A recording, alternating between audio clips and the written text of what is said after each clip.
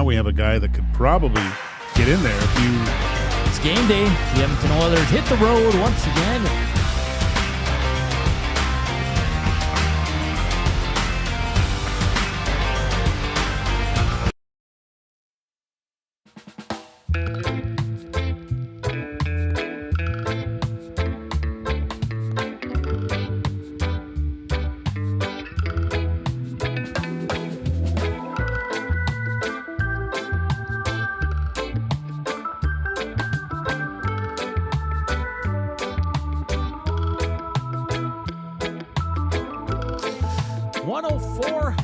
Welcome to EST Afternoons. It's going to be a nice, calm, chill, relaxing afternoon. Joaquin Gage, Hernan Salas, Brandon in the house. Lots to get to today. If you're watching, hit us up on the EST YouTube channel. Slam that thumbs up. Hit us up on the Nasty Chat. Text us on the River Korean Box, 780-218-9999. It's going to be a good one. Joaquin, how are you? How am I? That's a good question, buddy. How am I? I'm fine. I'm just, it took a lot of heat yesterday. Took a lot of heat. Yeah. But it doesn't, what happens. I don't care. Yeah. But I'm fascinated at the amount of people. He was right. He was right. Yeah, I was right. But, yeah, a lot of people still don't like my take, though. That's for sure. Hey, you know what, Gager? Brendan, can you put up my Bluetooth board there? I owe you an apology. Yeah, you do. And I know a lot of our nasties won't admit to it, but on behalf of myself and many of the nasties that won't own it, this is for you. I'm stupid. You're smart. I was wrong. You were right. You're the best. I'm the worst. Well, You're right. Now that we've got that clear. You were right, my friend. You called it. And it's funny because yesterday there's a few people that are they just can't stand Stuart Skinner. But yesterday was nothing to do with the goalie. It was all defense. Yeah. So I'm like, come on. I know. Like, it's okay to say Pickard should have had a couple goals. It's okay. It's a safe space. You don't have to, at least you just show up and admit, yeah, okay, it wasn't good enough. But let's tee up the show, Joaquin. Okay? Let's do it. Lots of Oilers. Highlights, lowlights. You're going to want to tune in. It's ugly, but it's going to be fun. Hernan's World. 1:40, presented by Edmonton Garrison Memorial Golf Club. 2 o'clock, we'll do our Trade Watch segment. At 2:20, 3 more F1 resumes for the EST Fantasy League. Some very impressive ones yesterday. And, there's some trades coming down the pipe. A lot of teams are stocking up, and we wait here in Edmonton. Don't panic. We still have 2 days. Trades can be done. This is the latest one. Tampa Bay acquires Yanni Gourde, Oliver Bjorkstrand, and a 2026 fifth-round pick. The Kraken receive in return a 2026 and a 2027 first-round pick, along with a 2025 second-round pick and Mikey Esimont. Oh. Tampa Bay's next first-round pick is in 2028. That's going all in, ladies and gents. That's what it's all about. That's what you need to do. Picks don't help you if you're a Stanley Cup contender. They don't. What do you think of that trade, Gager, before we get to the I'm just trying to look it up to see it for myself. The Mikey Esimont, he's going back to Seattle. He's a good little player. He scored against the Oilers. Yeah, no, he's probably really upset. It looks like is Jesse Puljujarvi on the move as well? He signed with Florida, and they put him on waivers. Okay. So we'll see what happens there. It's bringing the band back together to an extent with Gourde. He's a hell of a player. Tampa even becomes more, increases their depth, and that's scary, man. The arms race in the East is pretty enjoyable to watch so far here. Yeah, you have to consider them from what we saw when they played against the Oilers, and the Oilers weren't at their best, obviously, but they manhandled them. It wasn't even a contest. Caster 1990. Gager, I apologize for doubting you. Did you and Gene really have to talk Stauffer down during the intermission? Or was that a shtick? Gosh. I have never been such a pillar of emotional support in my life. Like, Staff, it was like having a child in my arms, having to soothe Bob last night. He look, this guy, if you were to cut him, it would be orange and blue, man. That's how deep it runs in those veins. And it's very visible when the team's doing poorly. He was, and the thing is, he got up for when the camera came on. And just imagine what he was like when the camera was off. So, Gene told him this. Hey, Bob, it'll be okay. The sun will rise tomorrow morning. So I'm sure he's a little bit better. But and it did. Yeah, and it did. But last night that was I was worried about my boy. Ernie, stop it. The Oilers don't need Jesse Puljujarvi. Greg, the sound guy, says, Gager, you were correct. I, along with 99% of the city, owes you an apology. Yeah, it's fine. Look, a lot of people from obviously on the Twitter machine still don't think I know what I'm talking about. But we should have seen the people go after Dusty because he pointed out Draisaitl's half-ass, no-ass attempt at getting back on that fifth goal. So people are losing it, and it's fine. Listen, you did the game. You saw it in person. That was probably the worst game of the year. It was embarrassing, Joaquin. I got some points I want to make, but you were there in person. Like, the Oilers had nothing. And they started well. Oh, well, because we had talked about it on our show before. I think we were all looking forward to a rejuvenated Connor McDavid. Yeah. And that's what we saw at off the start. Like, he came in kind of off the wing, had a step on a guy, and looking to shoot right away. Yeah. And Dustal made some, it's not like they were muffins. Like, he made some pretty good saves on Connor. One was 5-hole, I believe. The other one shot in his glove, but still pretty good save. So that was encouraging. Obviously, the power play goal, I thought I was along the lines with Louis as well. I thought Connor kind of flubbed it, but he did mean to pass that over to, and Dustal almost got that too, which was crazy. So right then, you think, all right, our big dog is going. Our goal, the best goal scorer in the league is scoring. I'm thinking this is the type of game where they're just going to show the maturity, the skill, and hopefully the passion of coming off this kind of losing streak against and just burying the Ducks. But credit to the Ducks, man. They're a team playing with I don't want to say house money, but they're playing important games in March where there's the possibility of challenging for a playoff spot. Like, it's a lot of work left to do, but you can't tell me that like, going down the stretch here, these guys are going to be in it till mathematically something might happen, which is, I think, good for that organization. They got some good players. They got really some good young talent. But listen, awful defensively, a train wreck. And before everybody jumps on it, yes, the goaltending's not good enough. Plain and simple, both guys, enough is enough. It is what it is. They're not going to go out and get a goalie. At least we don't think they are. I get the frustration. They're just not playing well. What's bothering me, Joaquin, is in a game against the Ducks, and enough with the excuses. Oh, the first game after a road trip, throw it out the window. Oh, they're worried about the trade deadline. Half the team can't be traded. What are they worried about?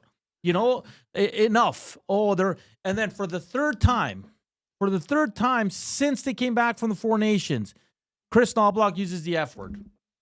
A fragile group. This is what I have to ask, Joaquin. You played on a lot of teams. The Edmonton Oilers, since Connor McDavid came in, have learned so many lessons. They've been through so many tough seasons and heartbreak and being swept by the Winnipeg Jets, losing to the Chicago Blackhawks right out of COVID. In the play-in, they've learned so much. How is this group still fragile? And I look at the core. This is the core. And for me, fragile is soft. How does one goal, like Nuge said, it deflated us. How does one goal deflate you when you're a team that was one win away from winning it all? You've been through everything. You've been through hell and back. And you're still this soft. That one goal from the Anaheim Mighty Ducks kills you. How? Well, I'll tell you how. Is you've relied on the offensive prowess of two individuals for the better of the season. No one else is really going offensively. They don't have anything else.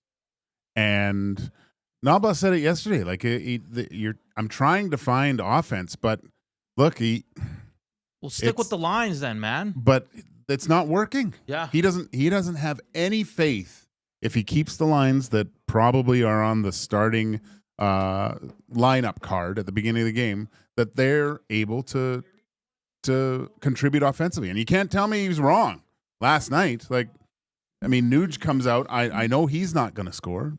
Henrique comes out. There's no chance there. Kapanen, I don't know what. I mean, they had tons of chances too, and Bouchard's got to bury one of those things. He missed one. Yeah. He missed one. Joaquin, you brought it up in the group chat. You, Reed, and Tommy. Nuge gets a shot in front of the net. The rebound's there. He chooses not to battle. He turns around and skates away. You know what? I don't know if you have it for highlights, lowlights, and I'm sorry if I bring this up a little bit, but on those Bouchard, watching the game live is a little bit different than on TV because you can see the whole ice, right? Mm-hmm. But Bouchard gets those chances where he's got time to let her buck, and completely different from when the Anaheim Ducks have pucks going to the net opposed to the Oilers. You see everyone's Top Gun buzzing the tower. No one stops in front to look for loose change. Like I was shocked. They put up a stat yesterday. The Oilers are tied for first in rebound goals overall with 28 on the season. And I was shocked at that because I don't find them a team that really battles hard in those areas. And I guess it's kind of a weird stat, but there's no net front presence. Once in a while, Hyman gets there, and even I would say, and it might. I mean, he's coming back from a broken nose, and I think that's what happened. He got another pop to the nose, probably from Radko. It hurts like crazy, but I mean, you see Bouchard with the puck, you got to get to the front. You know, you get in the goalie's eyes, pay a price, do something. There's just the offensives. This is what's really troubling, is because usually you see more of an effort on the offensive side than the defensive side sometimes, but both ends were just, it was a glorified men's league team playing against an actual NHL team last night. And this is where it bothers me. Draisaitl -4. Listen, I'll give him a pass. Draisaitl's been outstanding all year. He was terrible last night. Terrible. -4. Arvidsson -3. McDavid, yeah, he was flying. His best game since Four Nations. He was still a -2. Kulak -4. Nurse -3. Bouchard -2. It's not the secondary guys, Gager. These are the guys that you need, and they're the ones laying the biggest egg. Adam Henrique, MIA. He's been MIA all year. Connor Brown has one goal. One in his last 30 games. Podkolzin since February 1st. He has 7 shots on net, Joaquin. 7. Yeah, it's Savoy sent down today. Sure, maybe it's because there's something coming. Did you listen to Noodles with the Morning Boys? Caught a bit, yeah. He said the Oilers look like Evan Bouchard. I heard his story. Who is it? Not today. Butch. Well, it was a Finnish player who was really lazy and out of shape, and they had an optional, and Butch Goring goes to him, "Hey, are you going to skate today?" And he's like, "Not today, Butch." And that's the Oilers after the second goal, Joaquin, were that Finnish player saying, "Not today, Knoblauch." It just blows my mind that a team. Listen, if I'm Connor McDavid, Leon Draisaitl, Darnell Nurse, name any of the vets, and my coach has called us fragile for the 3rd time in 2 weeks, that pisses me off because he's pretty much calling them soft. And listen, if this was 2016-17, I'd say, okay, I get it. They're coming into their own, they're building something, but this is getting beyond ridiculous that we're still calling this group fragile in 2024. I don't even know what year we're in. 2025. It just, I mean, all it takes is just to watch. And I mean, Kulak wasn't great last night, but on the McTavish goal where he just finds himself alone with no one there. Kulak's kind of battling, and then there's 2 other guys just standing there, kind of putting their sticks oh, we'll just try to muck it up a little bit, make it look like I'm doing something here, and it pops out, and McTavish just, oh, really? And I want to see some pissed off players. Oh, man. I'd like to, I'd love to see Kubusch. They're up, and what does he do? He buries Hyman, buries him. He was +5 last night. Where is that? Where is that? Like Reed said, where's the passion? My gosh, like you gotta hate the other team a little bit. You know, you gotta have a little bit of a grr on when you play hockey. I think it helps. And there was just no. They wanted to throw their sticks out there and play a nice flow game, and hopefully we can win this by a bunch of goals. It was terrible. Well, Joaquin, how do you have a good 10 minutes, score the first goal, the first shot, and this is a good point too that Noodles made. Just the state of the Edmonton Oilers. The first shot they give up is a breakaway from the blue line. Well, the first 3 saves that Pickard made were outstanding. Were outstanding. Yeah, like you can't give those up. And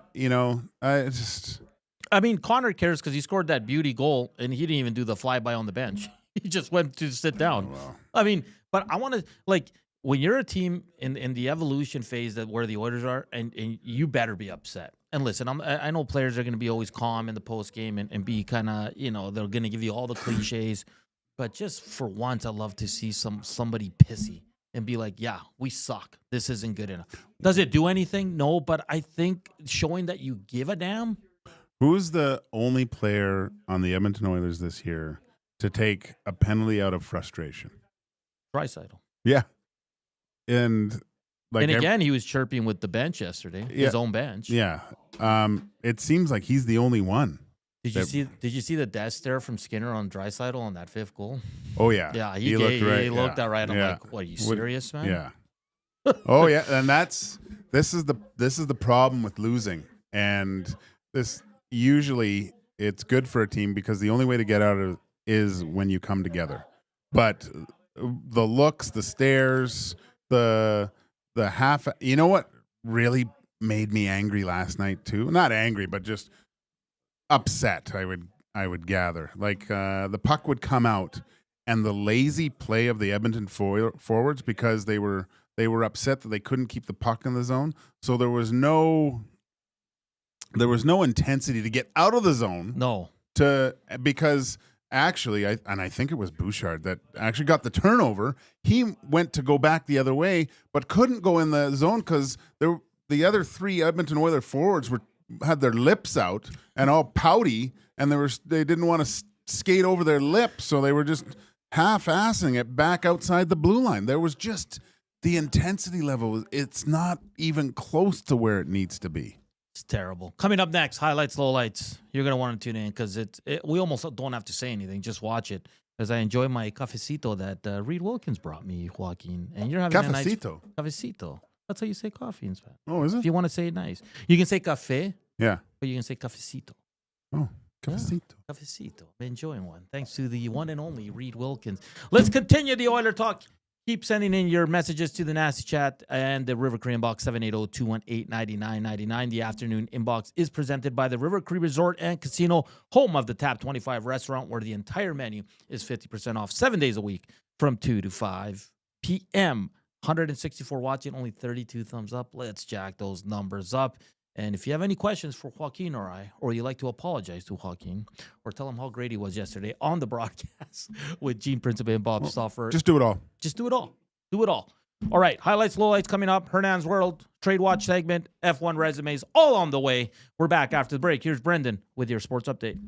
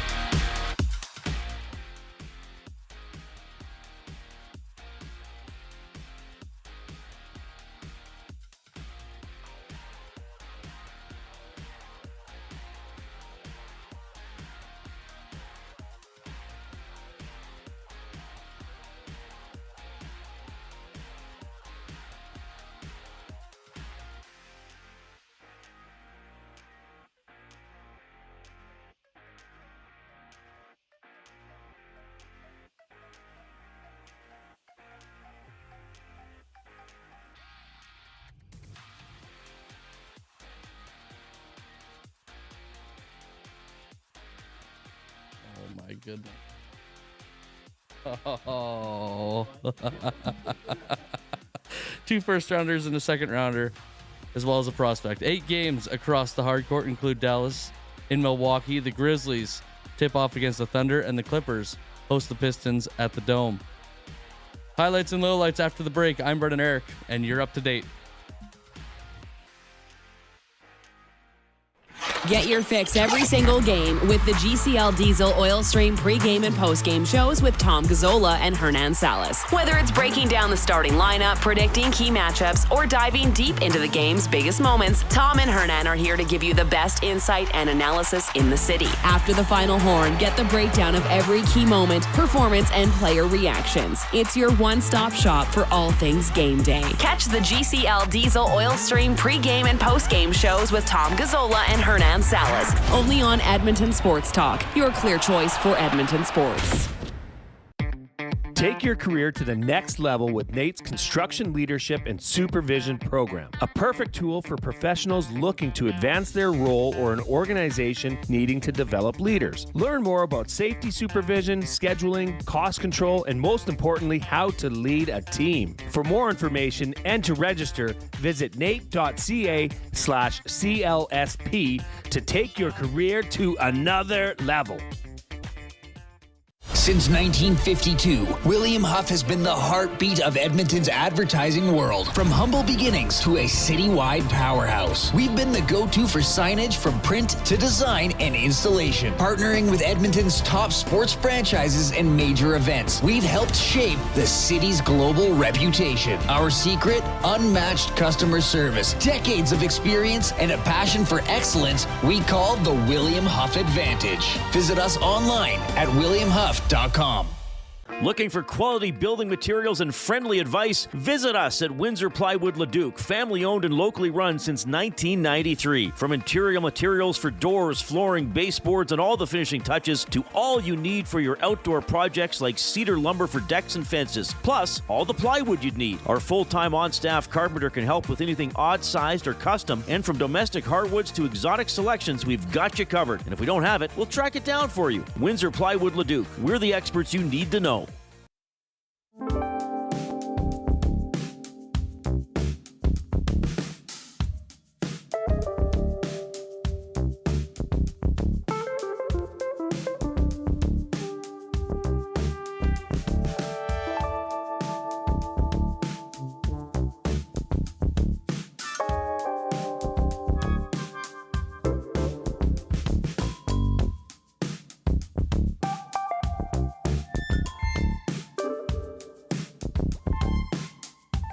.127. Welcome back to EST Afternoons here on Edmonton Sports Talk, your clear choice for Edmonton sports. Hit us up on the Nasty Chat. Slam that thumbs up. It's a little slow right now.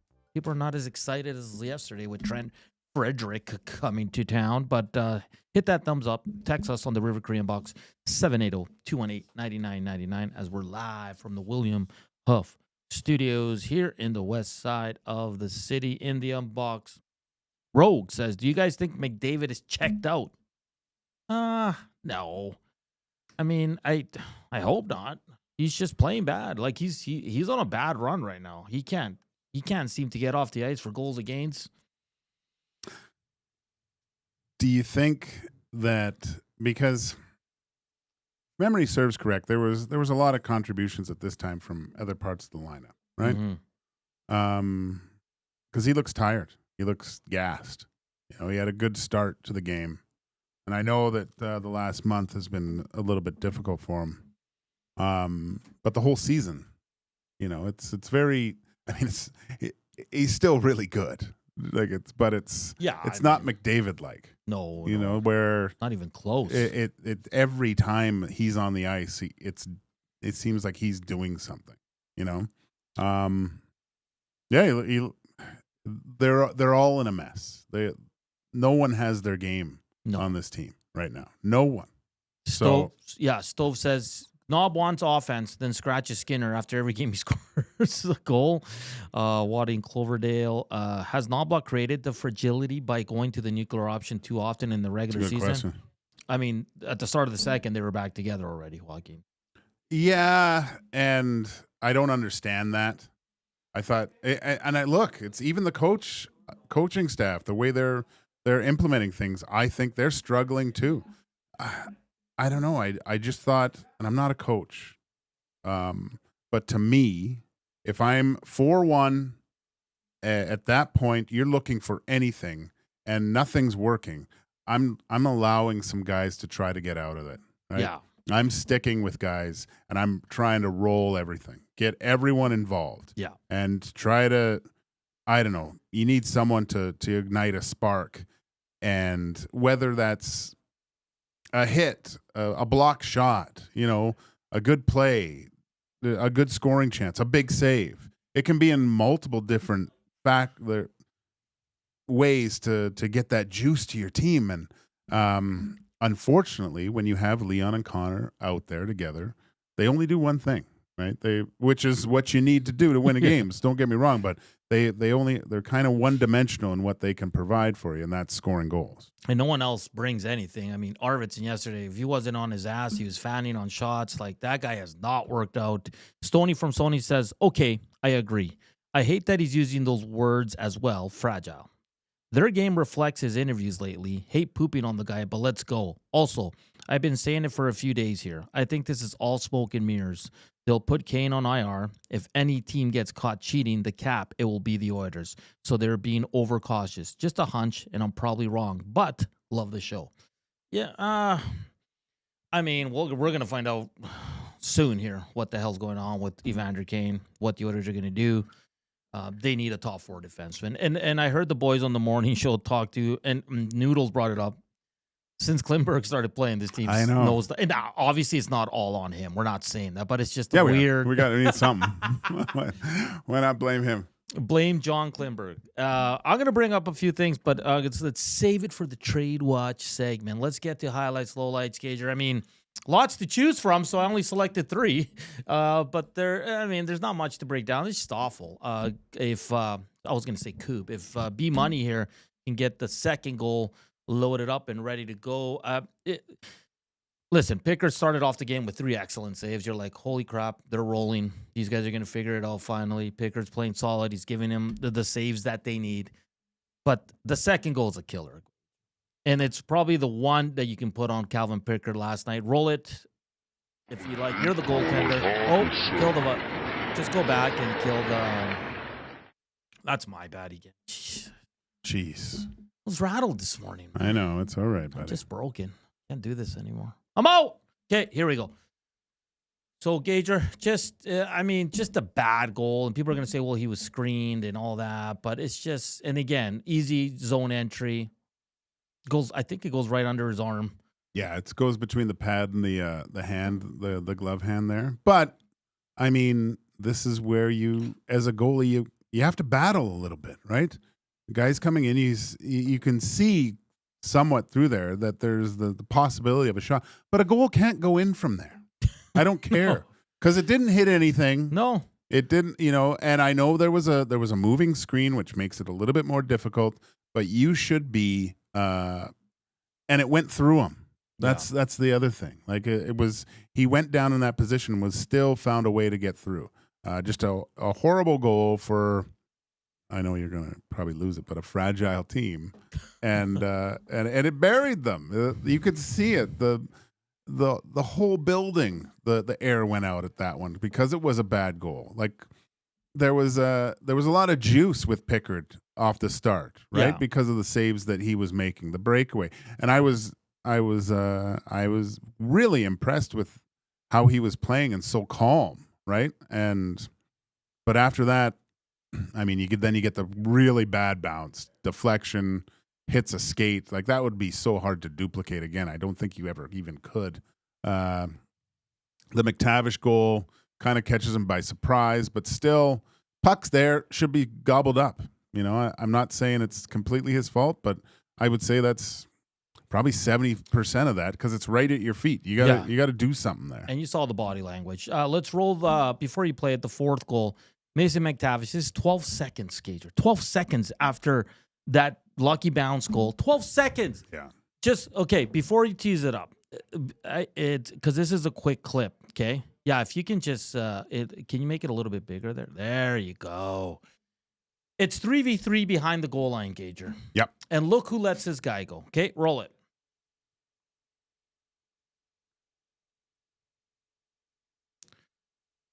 And I mean, he's wide open, Joaquin. There's no defense of that. Again, you got two guys watching, and Kulak's in there kind of battling a little bit, and everyone else is just standing there looking, waiting for something to happen. There's no intensity. No one's trying to make something happen.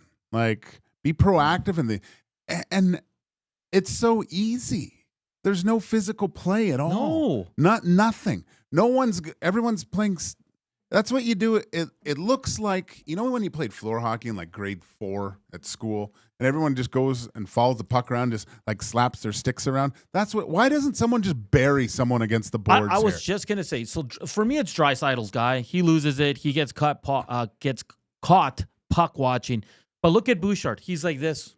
Oh, he doesn't want to get in there. He doesn't want to go body to body on anyone. Jeez. Kulak's the only one engaged. This one's on Draisaitl and Bush to me. I mean, Pickard, most goalies ain't stopping that from the top of the crease. Well, not even. But the fact that he can pull it out from his, like, it's right in front of Pickard. And he's able to grab it, pull it to himself, and roof it. Like, it was just, yeah, man, awful. And like you said, 12 seconds. You should have felt the arena at that point. It was like, what just happened? What actually just happened? Down 4-1 against the Ducks right now when, you had a pretty good first 10 minutes. Yeah, not a good look on this team. Not a good look at all. So Big Ukes being timed out by Reed Wilkins, 10 seconds.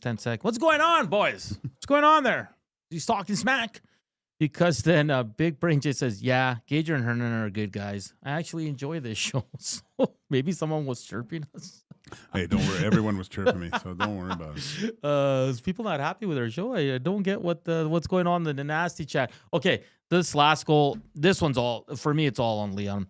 I want everybody to look at Leon Draisaitl at the start of the clip. He looks at Ryan Strome, knows he's there, and doesn't take one stride to defend him. Let it roll. Look, boom, gives him the look. No, I'm good.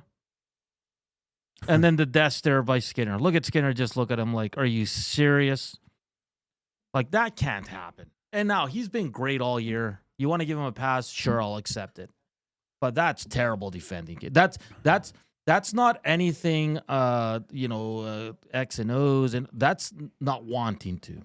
No, that's a unwillingness to play defense. Because I saw multiple times last night when he got the puck in his own zone, the legs were pumping, right? Yeah. And you only go the way your stars go.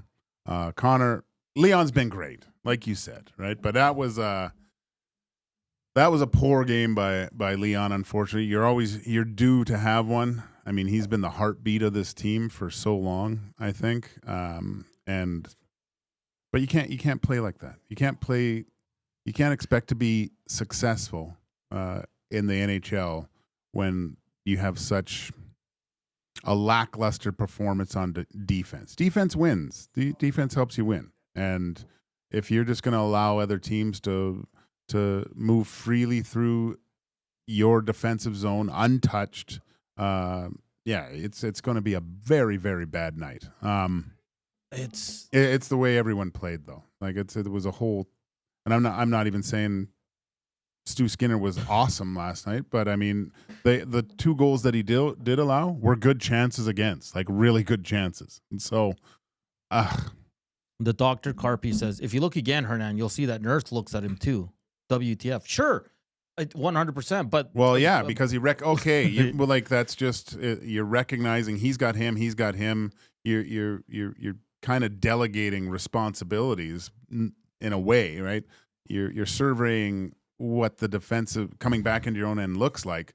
Okay, we got this all settled up, and then all of a sudden, you just let a guy go right past to the net, and it's amazing. Lingus 99, not one stride from center for Dry. Yeah. And then Dusty, our guy, was getting chirped on Twitter yesterday saying that was Stuart Skinner's fault.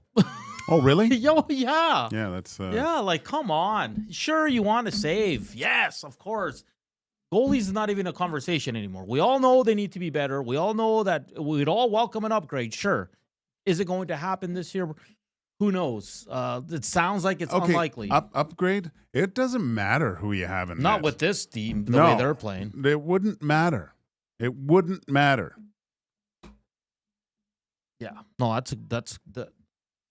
Yes, I challenged Dusty to a Tecmo game tomorrow morning. Oh, really? Yeah, after I After you destroyed him last time. Oh. And of course, he wants to go with the top teams because he can't beat me just with mid-tier teams or lower half teams. So we'll see what happens tomorrow. Anyways, no one really cares about our Tecmo games. So Kitty says this team is just lost right now. Yeah. Leon was doing, what's that? Cuts for F sakes. Zero identity, leadership, or coaching. I'm concerned about this fragile stuff. This team should not be fragile. This team should not get rattled when the Anaheim Ducks take a 2-1 lead. That is unacceptable. Unacceptable. Zedmo, where did my comment go? I have no idea what's going on in the nasty chat. People are getting timed out. People are talking different stuff. I have no idea what's going on. I think it's now. a Wannick from Mexico. He's just messing with that. Jasmine says, Belzy said the crowd will play a factor tomorrow. Montreal fans will be rowdy and get the Oilers going. Well, I hope so. Sure, but if they need Montreal fans to get them going. It's going to be expensive to get them in here all the time. And Montreal's coming in on a 5-game win streak. They look across the ice and they like, those boys are fragile. Because listen, and I'm not even trying to be funny, they'll look and say, guys, we get the first goal on these guys, they're done. Well, you'll take the crowd out of it. Our crowd will go nuts. And I mean, you got to be licking your chops at the physical play too. You know, Jackeye could run the show out there. Who's going to do anything? Corey Perry, I love you, buddy. Please don't fight Wi-Fi because he will destroy you. And there's no one else on the team that should. But this team is not a physical team. They're not built that way. We'll see what happens. Is there rumblings that there's a trade? I mean, we have 2 days, guys. We'll see what Stan Bowman can do. Work some magic. I'm excited for Trent Frederick, but he's probably 2, 3, 4 weeks away, so we won't see him for a while. 2, 3, 4. Whatever. So I don't know. And yeah, Reed's monitoring the nasty chat, and he's dropping the hammer. I don't know what's going on. All these silly gooses. All right. Any word on practice today? Yeah, so no Klimberg, Ekholm on the ice. Ekholm was battling some illness. Klimberg, I mean, if one guy needs to be on the ice, it's that guy, but maybe the hips acting up. The hips. Savoy, the hips are lying right now. Savoy sent down, so the Oilers only have 12 forwards. So Jeff Skinner is going to play. RNH with McDavid, Hyman, Put Colson with Draisaitl and Arvidsson. Why do we keep playing these two with Dry?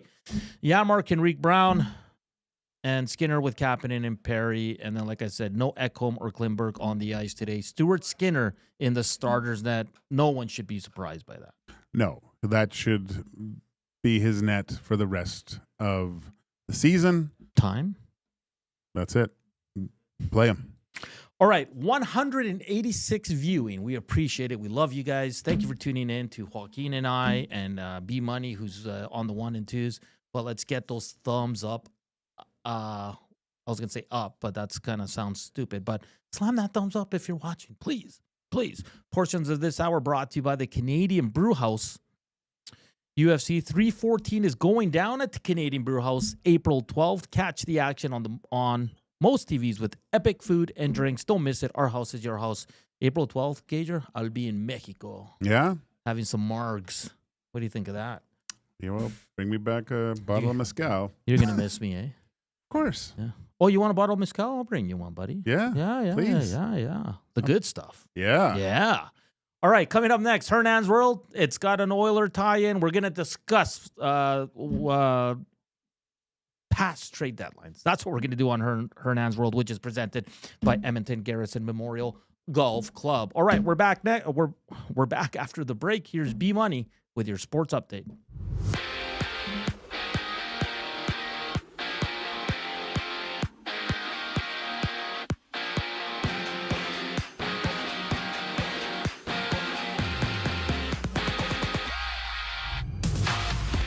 Let's try this again. Only 5 games around the NHL featuring the Golden Knights as they host the Leafs.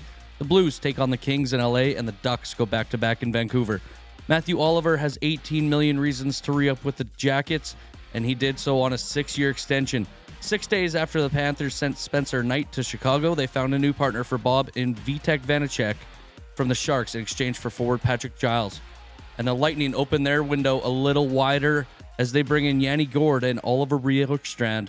Head into Seattle as a package of 2 first-rounders, a second, and a prospect. 8 games across the hard court, including Dallas in Milwaukee. The Grizzlies tip off against the Thunder, and the Clippers host the Pistons at the Dome. This sports update is brought to you by Gimme Virtual Golf. Step into a whole new golfing experience with 240 unique courses for you to play, featuring innovative technology that automatically tees up your ball while replicating real-life ball lies, shifting the ball in 24 different directions. Gimme Virtual Golf, where innovation meets the game. Visit their website at givemevirtualgolf.ca. Hernan's World, after the break. I'm Brendan Eric, and you're up to date. The EST Hangout. I have the email from the president where he said, look, we're going to give you no money up front. We'll give you 65-35 split. We don't see this having any commercial value. And I said, well, what would be a win for you? This is when they did physical units. If we could do 10,000 units in the lifetime of this film, that would be a grand slam. We did 20,000 units in the first quarter. The EST Hangout, presented by Sentinel Storage. Weekday mornings 9 to 11, only on Edmonton Sports Talk. Your clear choice for Edmonton sports. Love is in the air. I love you. And you? And you? And you? Why choose between your beloved items? Sentinel Storage, keeping your treasures safe to be loved again. Try 4 weeks free. Details at sentinelstorage.ca. Hey Edmonton, ready to take advantage of lower rates and better pricing? South Fort Chevrolet in Fort Saskatchewan has you covered. From rugged trucks to sleek SUVs. And with over 40 years in business, you can trust that you're getting the best deal on your new ride. As the proud title sponsor of the Nielsen Show, EST listeners can drive a little to save a lot with South Fort Chevrolet's transparent pricing and down-to-earth sales team. Visit us today in Fort Saskatchewan or online at southfortchev.com. Your home for live music and great performances is the River Cree Resort and Casino.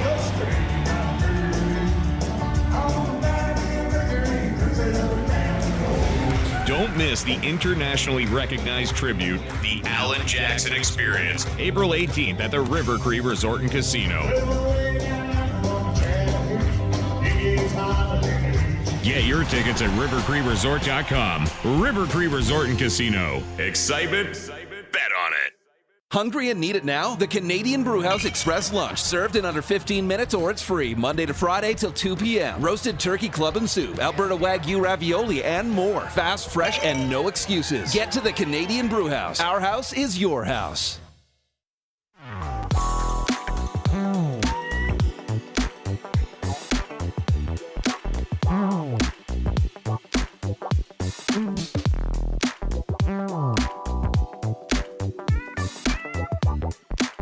.47. Welcome back to EST Afternoons here on Edmonton Sports Talk. Hit us up on the Nasty Chat. Text 780-218-9999. That is the River Cree inbox. 57 thumbs up. David Perron when he was with the Oilers. Was he 57? Yeah.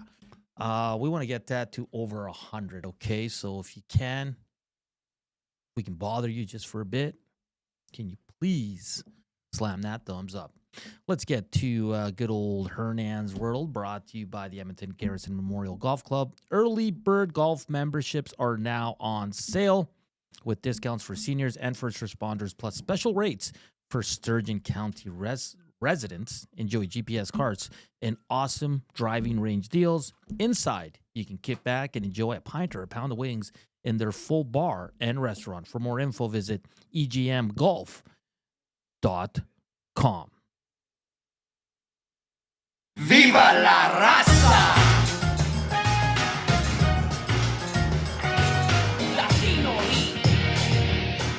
Gage, what we're going to do today on Hernan's World, we're going to look at trade deadlines past and we'll rank them a bit. Now, I always go, it's the week of the trade deadline. It counts because the Oilers have done a lot of business before the trade deadline date, just like they started now with Mr.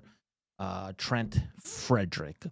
Last year, they acquired Adam Henrique and Sam Carrick, along with a 7th-round pick for a couple picks going the other way, and they also added Troy Stecher. I think it was a little underwhelming because Sam Carrick barely played, to be honest. Either did Troy Stecher. So it was pretty much... Stecher didn't, he had 2 games, yeah. right? Then it was so it was pretty much Adam Henrique. Yeah. Now, good, because he was a big part of the playoff run. Huge. Right? Yeah. So, I mean, I liked Sam Carrick. I don't know why he didn't play more. He was tough. Yeah, like that 4th line grinder, he wasn't afraid to get physical. Yeah. I like when he played, I had no issues. He was with exactly him. what I thought he was, right? Yeah, and then Stecher I was interested in because, and I think it was YouTube Trev that talked about him because he saw him a lot. I believe he was with Calgary for a bit, and he obviously a lot of NHL experience, right? So I was like, okay, smaller in stature, but maybe this is the puck mover. But just seemed, the play, like watching his 2 games, the one game he was just a parade to the penalty box. He had like 5 penalties the one game, and you see like there's a lot of fight in that dog, but the size of the dog is what hinders him most of all. I think when it becomes big boy hockey. But looking at it now in year 2, we're here in March. Would you give him a passing grade for that trade? Because there's 2 guys still here. Yeah, I do, because that was the area that they needed help in, that center position, right? Okay. And you can't say that it wasn't beneficial from the time Henrique got here, from the time he left. Like, let me ask you this. After the season, with the play of Adam Henrique, did you think he was going to be coming back to Edmonton? I did not. No, I thought it was a surprise when he signed here. Huge surprise to me, because I thought he definitely someone would have wanted him somewhere else, right? Yeah. And I didn't think the Oilers would be able to match or pay for him. So, yeah, he was great last year. This year, not so much. All right, so Gager gives it a passing grade. I think I have to too, because both guys are still here. They're playing. They're not playing well, but a lot of guys aren't. Smitty the Welder says, why did Carrick not play more? Because Knobs is a knob and doesn't care about physical play. Oh, these are the Knoblauch. Oh, wow. Well, all right. It's only a matter of time, I guess. 2 years ago, the Oilers acquired Nick Bustad, Cam Dineen, Patrick Pistola, Matthias Ekholm, and a 6th-round pick. Out were Michael Kesselring, Jesse Puljujarvi, Tyson Barrie, Reed Schaefer, and a bunch of picks. I think this is probably the best deadline they had because they added an absolute stud in Matthias Ekholm. And it's too bad they couldn't keep Bustad because he was the perfect fit for this bottom 6 Gager. I think this has got to be the best trade so far at the deadline for the Oilers in the last 6-7 years. Yes, and arguably they were a better team that year too. Right? Yeah. Yeah, the Bukestad one was so big. And they really should have beat the Golden Knights. That's the Golden Knights here, right? In the playoffs. They lost in the 2nd round. Yeah. Correct. That's where that was the hurdle. I think if not Thomas hurdle, just an actual hurdle. Yeah. That if they could have won that series, they'd all be sitting there with rings. I think they win the cup. Oh yeah. Yeah. They roll that year. And interesting about that series, they had the lead in every game. Yeah. They all started out and Vegas just chipped away. Okay, so I think that year, 2 years ago, was an excellent A+. Because Jesse's up and down. Tyson Barrie is now, he was waived. He's in the minors. Kesselring's the one that, sure, he's been really good in Arizona/Utah. Sure, but I mean, I still take Matthias Ekholm. 3 years ago, the Oilers acquired Derek Brassard for a 4th-round pick, and then they acquired Brett Kulak for Willie Lagesson and 2 picks. I think just with Kulak alone, the Oilers have to get a passing grade in that one. It was interesting because they brought in Derek Brassard, and they barely played him. Yeah. Do you remember that? Yeah. And no one could understand why. It's like, why isn't this guy playing more? No, you only gave up a 4th-round pick, but I think Brett Kulak alone makes this trade a win. Yep. Solid A with Kulak. He's awesome. Not last night. Not last night, no. All right, let's keep going here. Next one. This was the Canadian division when the Oilers got swept. Okay. They only made one trade. They got Dmitry Kulikov for a conditional 2021 fourth-round pick. I mean, didn't he won a cup last year. Yeah, I know. He looked really good. He did. I remember going, is that the Kulikov that was with the Oilers a few years ago? Again, just the right place, the right situation. Sometimes it makes all the difference from a guy to have some success. I was at the time, again, I was like, oh, this guy's a big physical Russian player. You know, is this Igor Ulanov 2.0? You know, someone that's going to provide that physical play. But wasn't he injured or something? Like he was sick or something? I want to say something like that. It didn't work out. Mm-hmm. So it just wasn't. It's not the right match. It wasn't the right fit. And the Oilers lost, I think, 3 games in overtime. Yeah. Right? Yeah. But we'll see there. Did he play all those games too? He did. Okay. He did. So maybe we'll fail him on that one.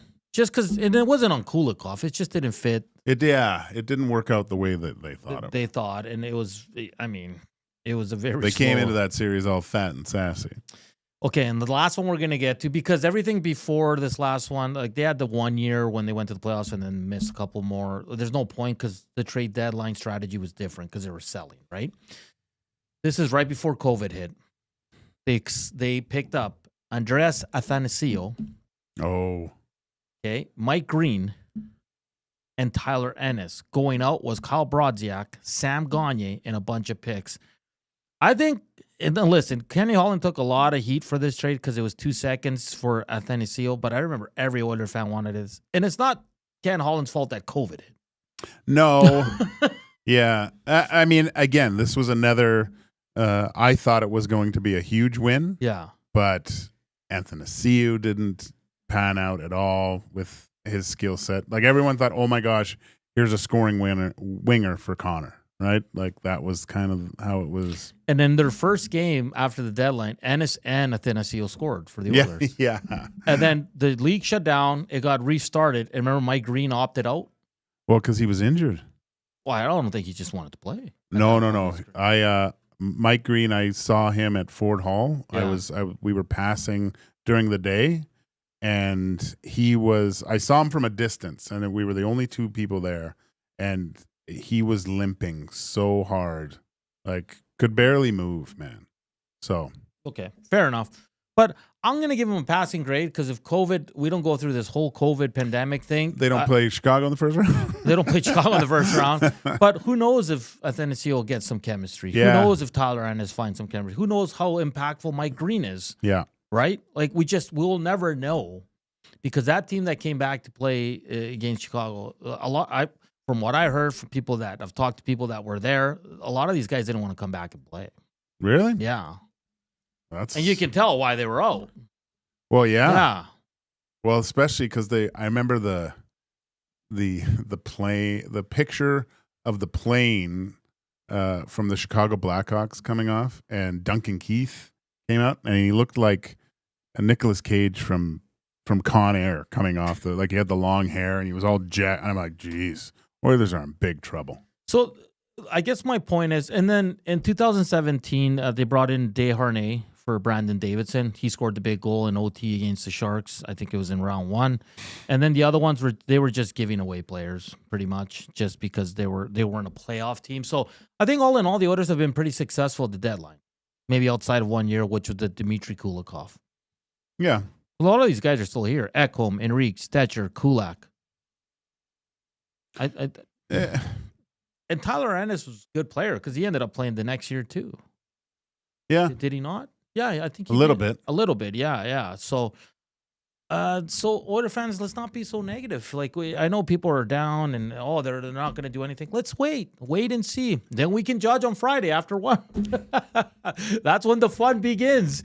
After the old stream wraps up at about 1:05, We'll jump on and we'll take all your reaction. If you're happy, disappointed, I mean. You imagine, like, fingers crossed, but if the Oilers lose and the trade deadline goes by and there's nothing significant. Oh, boy. Get out the. I mean, maybe it's just not their year, man. It's not like they're on a time crunch here. You have Draisaitl for another 8 years and McDavid. Only for another year. Well, he's probably going to sign. I'd be shocked if he doesn't. Yeah. I don't know. And just maybe an update. This goes into the decision-making, Matty. Things going a lot worse for the Oilers now. So it sounds like, according to Knoblauch, Ekholm questionable to play tomorrow. So he's banged up or sick. I think it's that illness he has that he hasn't been able to shake.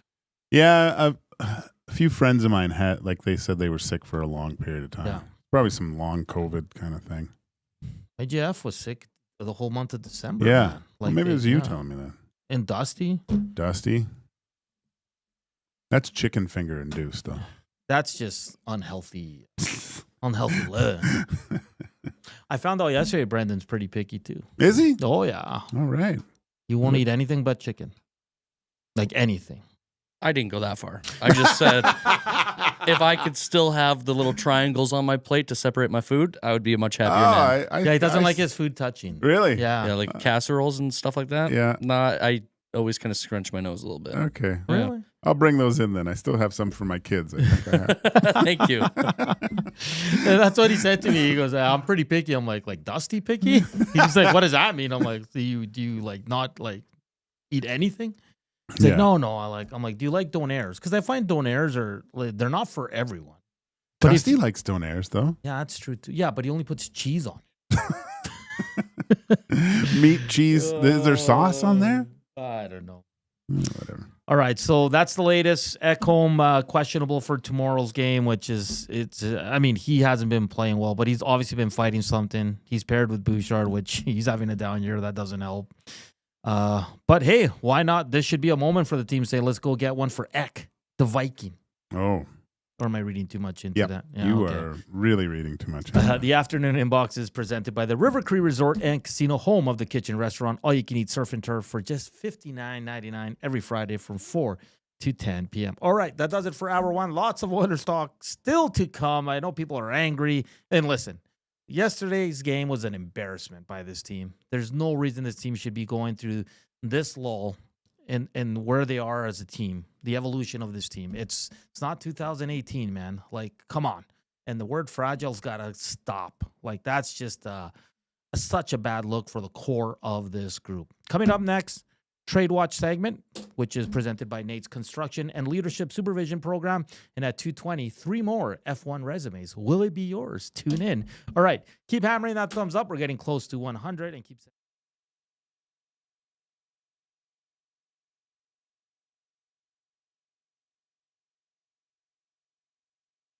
The Reed Wilkins Show with Jay Milne. McDavid is only the second ever with consecutive 173-point season. That includes playoffs, so it's 173 points. That's the benchmark combined over regular season and playoffs. The only other player to have that many points in consecutive seasons was Wayne Gretzky. How many times in a row did he do it? 9. The Reed Wilkins Show with Jay Milne, weekday afternoon 3 to 6, only on Edmonton Sports Talk. Your clear choice for Edmonton sports. Celebrating 70 years in the signage industry, William Huff Advertising is the most recognized name in the game. An in-house, one-stop shop for all of your design, print, and installation needs. William Huff provides quality graphic solutions for everyone. Here in our City of Champions and throughout the nation, they are the preferred signage partner entrusted by many of the biggest corporations, pro sports teams, and organizations to bring their identity to life. Recognize the name, get in the game. WilliamHuff.com.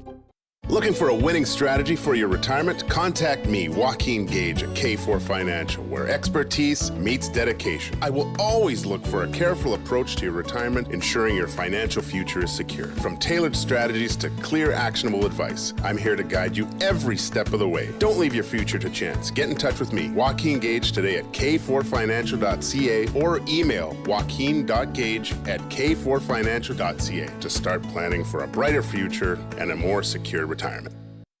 Your home for live music and great performances is the River Cree Resort and Casino.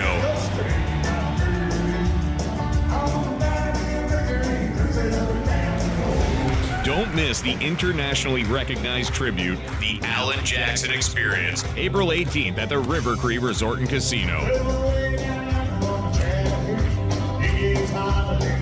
Get your tickets at rivercreeresort.com. River Cree Resort and Casino. Excitement? Bet on it.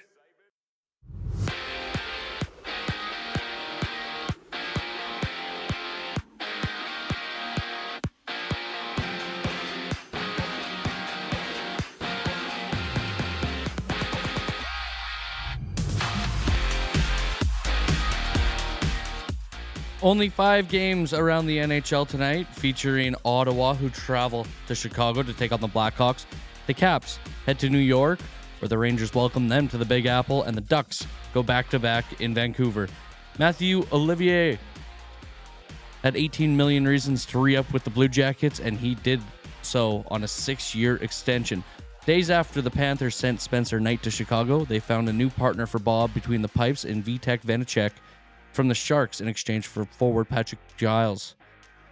And the Lightning open up their Stanley Cup window a little wider as they bring in Yanni Gourde along with Oliver Bjorkstrand. Head into Seattle as a package of 2 first-rounders, a second-rounder, and a prospect. The NFL is 5 days away from opening free agency, and it's getting busy as Max Crosby extends with the Raiders for $106.5 million over 3 years. Zach Bond has got $51 million over the next 3 years coming. Joe Thuney will be wearing a Bears jersey. The Chiefs getting a 4th-rounder in exchange for him. The boys jump into the Trade Watch next. I'm Brendan Eric, and you're up to date.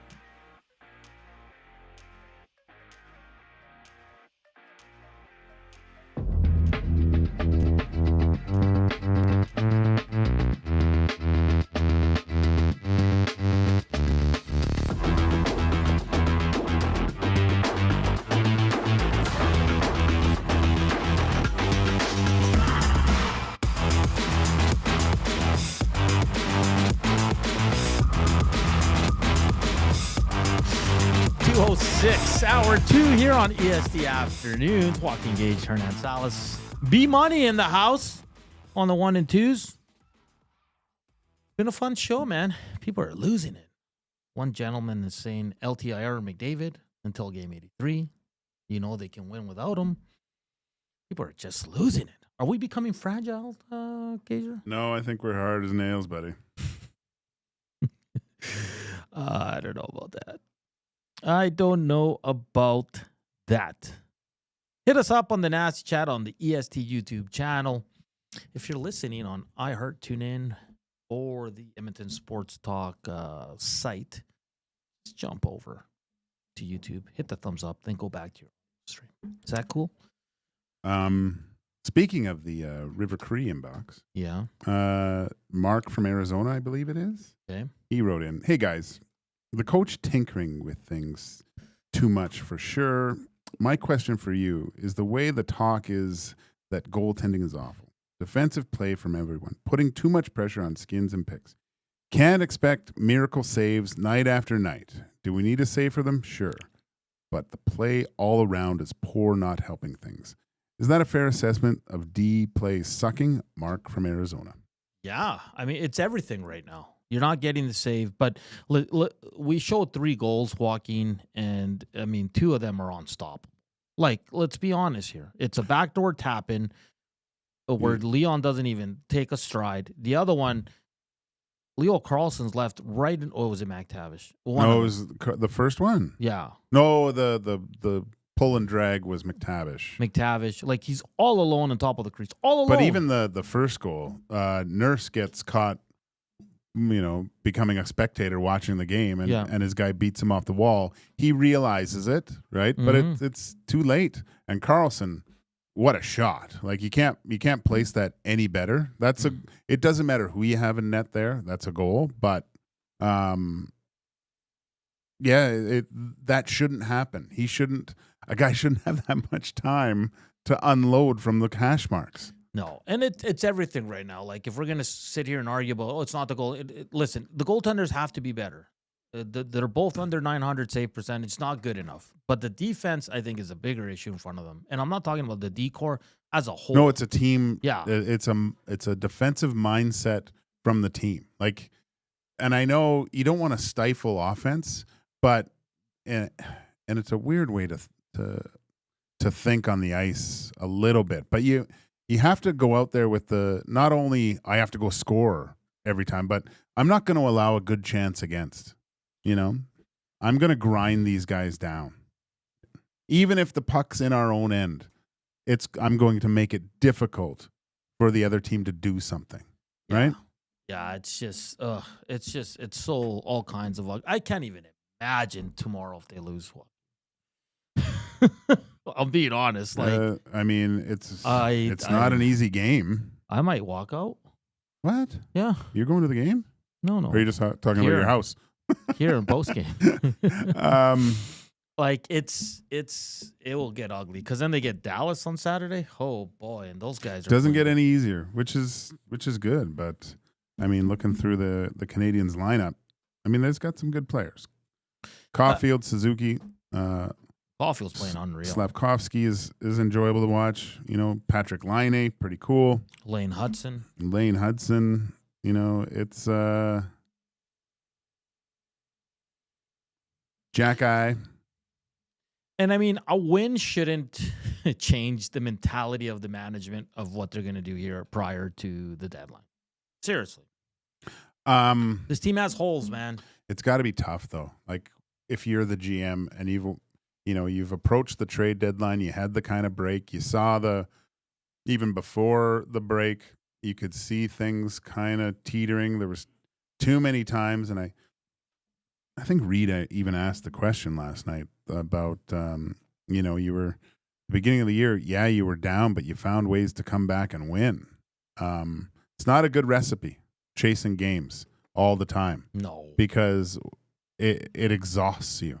It's a lot easier to play with the lead, I always found, right? And so the top guys, because Knoblauch has gone to the nuclear option so much, I don't know how much is left in the tank here, chasing games every time. You can't continue to do it. You just can't. Easy says, "Will the Oilers win another game this season?" Jeez. Oh gosh, that's take it easy. Of course they will. Easy. I get the frustration, but pump the brakes. Deskar says Bouchard for Hudson's. Who says no? I'll tell you who says no. Montreal. There's no way they're doing that. No. This is what Coach Knoblauch had to say about Matthias Ekholm. A little time off, maintenance, according to practice today. Whether we are debating whether it's best for him to come back right away and play or something that we've done with other players, maybe a couple days rest will be good for him. What do you think, Gager? I mean, he did go play in the Four Nations, right? He looks frustrated to me. There's no flow in his game anymore. He looks frustrated and a little bit worn down. Because you watch him in the Four Nations, he was a completely different defenseman than when he's back here, and I think he's so responsible defensively, and I don't want to say he doesn't trust his partner, but he knows that the possibility of having to make up for his partner is more prevalent than it's been in a while. So he's adjusting his game. He trusts him, but it's just well, Does maybe he? he doesn't. He's not going to admit to it. But no. I just it's frustrating. It's time for the Trade Watch segment presented by Nate's Construction and Leadership Supervision Program. A perfect tool for professionals looking to advance their role or an organization needing to develop leaders. For more information and to register, visit nate.ca/CLSP to take your career to another level. Joaquin, we're getting closer and closer to deadline day. If the Oilers, because it's so hard to discuss trades and all that because we don't know what's going on with Evander Kane. That's the most annoying part here. Like, make up your mind. I'd be shocked if management doesn't know what they're going to do. They must know. There's no way they're negotiating trades right now and testing the market without knowing the status of Evander Kane. If not, then it's on both of them. Evander Kane and the management, like, how the hell do you guys not know what you're still doing on Wednesday at 2:00? But because Evander Kane's not telling them. That's terrible. Yeah, that's terrible, man. Well, why? You have him under contract for 2 years, okay? Yeah. And all of a sudden you hear that they're shopping him around to trade him. Why would you do that? Unless you're trying to just get rid of that money. Yeah. Why? And that's why it's hard. So for me, at least, I think they got to find a way to move either Klingberg or Stetcher. It's going to clear up some money. I think they have to find a way to talk to Jeff Skinner and say, yo, we'll send you to a team that's fighting for a playoff spot or something like that. Because he's not in the plans, Joaquin. They don't want to play him. The coaching staff is not, I'm not saying they're not a fan. I'm sure there's good communication and all that, but he's not a guy that they regularly want in their lineup. I don't know if Jeff Skinner wants to be here if he's in and out of the lineup. He might not even play in the playoffs. Let's be honest here. No, he's not playing unless there's injuries. Yeah, this coaching staff does not feel that he's a piece that they can use. So that's where I mean, like, you have to find a way here. And I mean, Klingberg makes the most sense because he makes 1.7. Now, would they flip him right away this quick? I mean, you got to stop thinking with your heart and use your head in these ones, and he's going to clear up. He hasn't been terrible, guys. I think we can all agree with that, but he's not the missing link that we all thought. Well, no, none of us thought. We all. I think most of us here at EST said, let's wait and see what he brings. But again, he's too slow. He can move the puck, sure, but you got to be able to defend it. When the playoffs are jacked up, right, it's a lot more speed, a lot more intensity. I don't think John Klingberg can keep up, and I think you need an upgrade there. Troy Stetcher, I mean, he makes just over $7K. He's on a 2-year deal. I know. I did not know that. Yeah. This keeps getting worse. Right. I gotta turn off Puckpedia, man. Oh, they just came in. He's got a no movement. They just added it to it. He doesn't actually. No, he doesn't. I'm kidding. But that's another one. Why is Troy Stetcher getting 2 years? Man, I did not. I must have missed it. Holy cannoli. Okay, anyways. But because no one's going to want Kasperi Kapanen. Let's be honest. No one's taking Vasily Podkolzin. I'm not moving Corey Perry. He's but he's the only one that you could probably get something for. Exactly. Or, I mean, Connor Brown's another guy that does no trade, but, I mean, Connor Brown, if it were me, I'd shoot him into the moon right now. But, I mean, the coaching staff... When he fanned on that shot, a lot of other people in the stadium wanted to as well. But the coaching staff loves him. They play him non-stop. He even got a shift with McDavid yesterday. A guy who hasn't scored in 30 games is getting rewarded. For what? For the crappy PK? Yeah, the PK was dynamite at this time last year. And that was the saving grace, because for a lot of these guys, like, they had some purpose. They had things that in their game that were bringing them along because maybe the offense wasn't going, right? But right now, nothing. The only guy that's really going is Leon Draisaitl. If Victor Arvidsson is willing to move his no movement, that's a guy I'd consider moving. That's $4 million for a guy that's not working out here. He's got 2 years, too. Yeah, I know. Stop ruining my day. Is he? Oh, yeah, he is. Yeah. Enrique's 2 years. Yeah. A lot of anchors on the... on the love boat. On the love boat. Holy cannoli. Let's see. 2, 3, 4, 5, 6, 7, 8, 9, 10. The Oilers have 10 no movements. A few of those are modified. That's unreal. I should go through every team and count them, and I'm pretty sure the Oilers will win by a landslide. So, okay. So they must have added this, because even Evander Kane had a no movement, but it's a modified no trade, which is weird. Yeah, and he submitted. Okay, I see. Never mind. So we'll see what happens. So he has he has control over where he goes, though. Isn't that what that means? Mm-hmm. So there's a 16-team no trade list, so you can't trade him to any of those teams. Yeah, but then he has to agree to go to the team that they trade him to. Yeah. So you can't trade, like, Because Evander Kane has a no movement clause, cannot be traded, sent to minors, or waived without player approval. Yeah. But he also has a 16-team approved trade list starting March 1st. So he has a 16. There's 16 teams that he's approved to be traded to. Yeah. But he has to agree to it because he has a no movement clause. Wow. Impressive. Yeah, it's not good, man. Penner's Pancake says, I would keep Podkolzin for bottom 6. You can toss Kapanen to Seattle along with Klimberg. Sure. I mean, I like Podkolzin. I just don't like him in the top 6. He has 7 shots since February 1st, and we're glowing over this guy. Like, come on.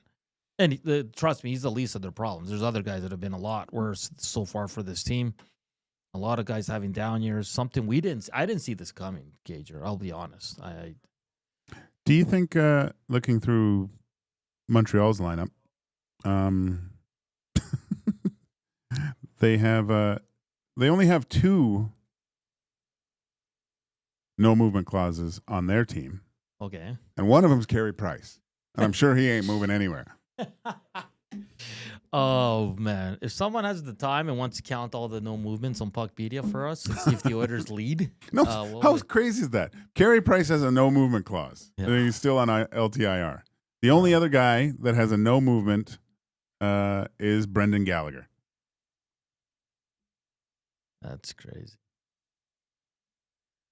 There's some modified no trades, obviously. But so Raider Jesse, who's a smart dude, says no movement clause for minors, and now he has a 16 teams he can veto. Essentially, he provided the Oilers with 15 teams he cannot veto. Okay, that makes sense. Yeah, so he gives the list, and they're like, okay, you're going to let's say Utah, and it's on the list, and you can be like, he can't veto it. Yeah. He's like, okay, I'm screwed. Okay. I gotta go. Right? C-Run says Kane for Price. Oh, man. Podkolzin is playing above his station. Yeah, that's fair. I mean, it's not a knock on him. It's just he's not a top 6 guy. That's it. He seems like he's wearing down, too. Yeah. He's you don't notice him as much. No.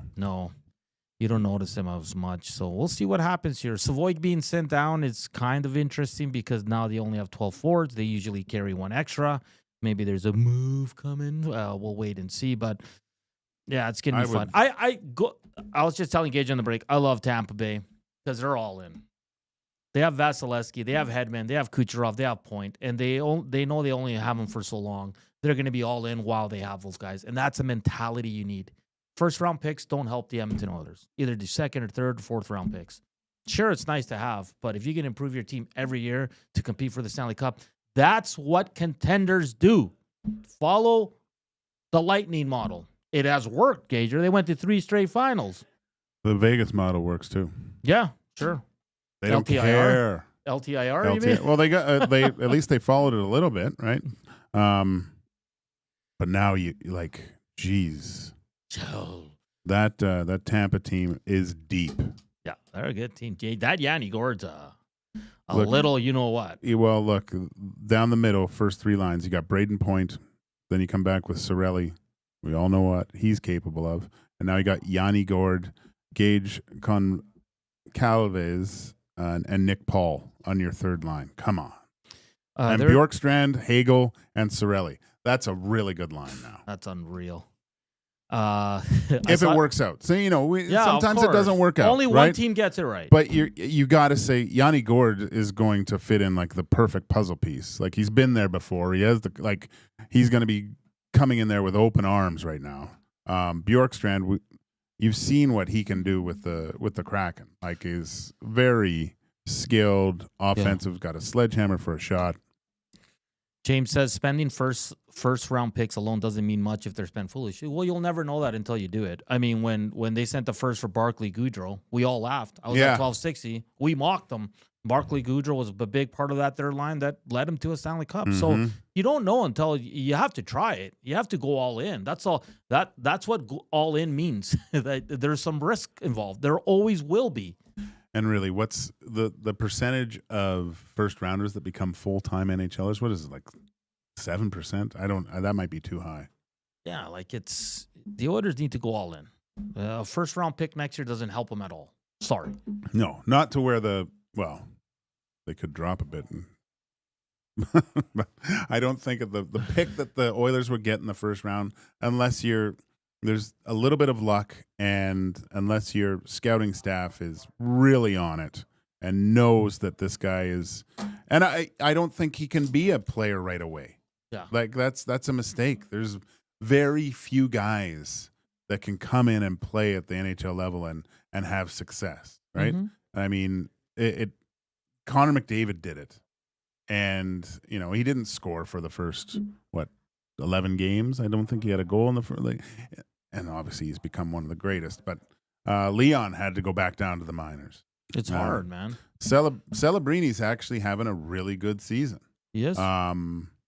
He's a bit of a different breed, though, because I think his defense, his 200-foot game is a little bit more advanced than you would see. Connor Bedard, good offensively, but still needs to learn a lot on the defensive side. We'll finish this one. Tampa is all in. Oilers are all out of options in cap space. And I saw a good one on the Nasty chat. I can't remember who sent it in. They're like, does the no movement clause regard to Adam Enrique on ice? Oh, good one. If we had text of the day, that would win. All right, we're back up. Save him for tomorrow. Jeez. Up next, F1 resumes, 3 more. I don't know who Joaquin selected, but we'll read a few. And as we continue to go through these resumes to see who's going to join the EST F1 Fantasy League. 2 spots open. We'll read some resumes coming up next and continue the Oilers talk. This is EST Afternoons. Joaquin Gage, Hernan Salas. Here's Brundon with your sports update.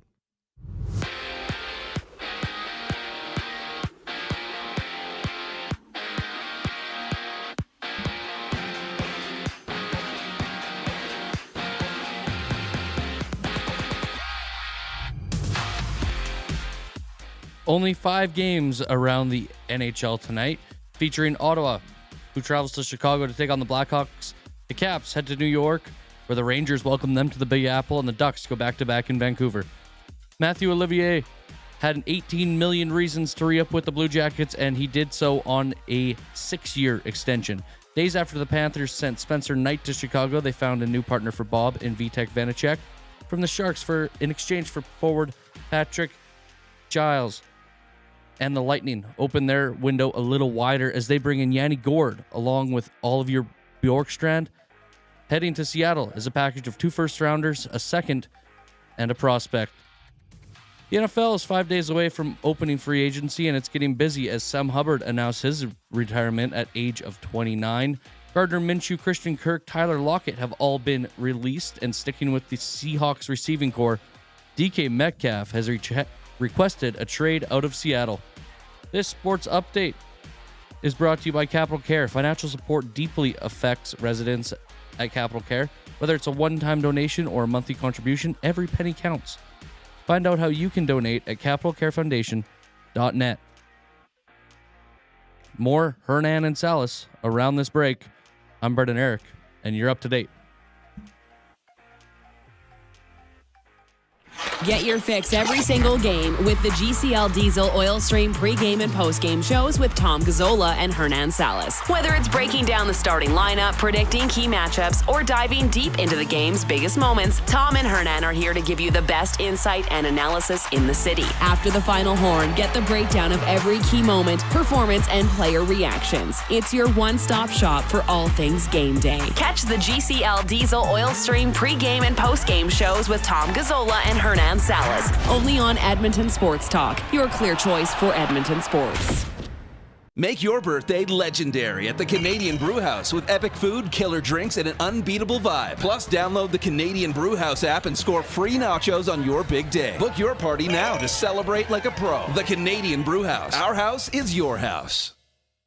Love is in the air. I love you. And you? And you? And you! Why choose between your beloved items? Sentinel Storage, keeping your treasures safe to be loved again. Try 4 weeks free. Details at sentinelstorage.ca. Hey Edmonton, ready to take advantage of lower rates and better pricing? South Fort Chevrolet in Fort Saskatchewan has you covered. From rugged trucks to sleek SUVs. And with over 40 years in business, you can trust that you're getting the best deal on your new ride. As the proud title sponsor of the Nielsen Show, EST listeners can drive a little to save a lot with South Fort Chevrolet's transparent pricing and down-to-earth sales team. Visit us today in Fort Saskatchewan or online at southfortchev.com. Got some gently used furniture or home goods that need a new home? Find Edmonton is here to help. Every month we furnish over 100 homes to those transitioning out of homelessness, and we need your gently used furniture and home goods. Drop off at 5120 122nd Street or call for free local pickup. Just visit findedmonton.com to learn how your donations can help create a home for someone in need. Plus shop our thrift store, in-store or online, with proceeds benefit those moving out of homelessness through housing supports. Visit us at findedmonton.com. Find Edmonton, supporting our community one home at a time.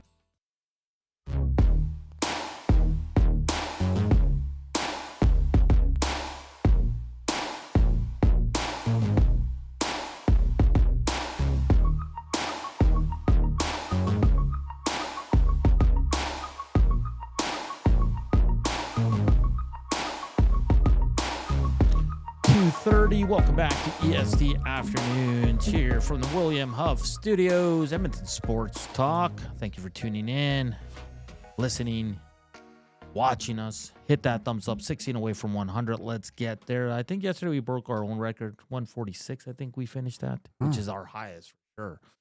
And it was because of Trent Frederick, so we'll give him props. I saw today he's going to wear number 21.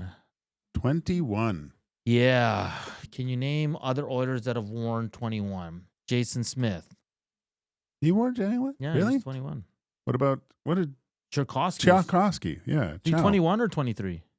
I want to say 21 for Chow. I think he was 21. Who else wore 21 for the Oilers? Let's take a look. Lubu 82. I don't know about this one. Oilers should try to get Demko out of Vancouver. Will be healthy for playoffs. Just a year left on his contract, so no big risk. Might give the defense a confidence boost to have him there. I don't think he gets through a couple games, let alone a full playoffs. If Vancouver's willing to move him, then they would probably like to move him. Actually, I don't. It's unfortunate. It's one of the. It doesn't make me feel good that you're probably not going to see Thatcher Demko finish his what should be a really good NHL career. It's unfortunate. It's terrible because he is such a difference maker, and really the reason why the Vancouver Canucks got rid of Markstrom back in the day, because they saw what they had with this guy, right? It's sad. It's really sad because he was the reason I think that the Vancouver Canucks were thought they were ahead on the curve of getting back to the playoffs and doing something. He just covered up a lot of deficiencies in that team. You know what's sad is that a former teammate of yours wore 21 and you don't know. Former teammate? Defenseman. Russian defenseman? Yep. Well, Igor Kravchuk. Crafty was 21. That's right. Randy Craig. Oh, was he? Vinny Danfus. The Vin Man. It says Shane Corson. I don't know if that's right. That can't be right. Corse wore 9. Yeah. Sherkowski. Yeah, Marius did. Zalapukin. Valerie. Alish Kodalik. Kodalik, too. Ryan Putolny. Remember him? Nope. Andrew Ferentz. Oh, did he? Yeah. Dominic Cahoon. Okay. Clem Costin. Wasn't Cahoon line mates with Leon when they were 8 years old? Yeah, that's why they brought him. They thought they would rekindle. And the latest, Aiden O'Neill sent it in. Adam Ernie. Oh, Ernie. Remember Ern? The good old Ern. Hit us up on the Korean Bucks, 780-218-9999. Hit us up on the Nasty Chat like always. I think it's 20. Yeah, Frederick will wear 21. That's what I saw on Twitter. And Twitter's never wrong. No. All right, quickly, let's get to some F1 resumes. We have a decision to make on Monday. Yeah. That's the deadline. That's the deadline. That is the deadline. Let's go with this one. As a passionate F1 fan, I bring a mix of knowledge, strategy, and competitive spirit to the table. Whether it's breaking down team strategies, predicting mid-season upgrades, or debating driver performances, I'm always engaged with the sport. I follow the races closely, stay updated on team dynamics, and know that a good fantasy lineup isn't just about picking Verstappen every week. I like that. Beyond just playing to win, I love the community aspect of fantasy sports. His favorite driver is Lando. Well done. His favorite team is McLaren. That's another one. I like that one. Yeah. He seems a little too engaged. He might. Is he going to Uncle Phil us? This one. Fans since mid to late 1980s, Gilles Villeneuve, René Arnoux, and Michel Alboreto were the guys I watched and was a big Ferrari fan back then. Just love racing in F1. It's the best. Yes, there have been some really boring seasons and tracks, but recently has been some of the best ever. We wake up for the early morning races, and when I lived in Vancouver, it was even earlier. Collector of F1 diecast. They finally made. Is he talking about a helmet here? Wow. I don't know. Favorite team? Tough one, as I like Red Bull, Williams, and even more with Carlos there and Haas. They worked so hard and give it their all, and had a pretty good season. Yeah, that's a good one. He's a long-time fan. Yeah. So he knows what he's from doing. the 80s too. Like that's dedication. Sure right? is.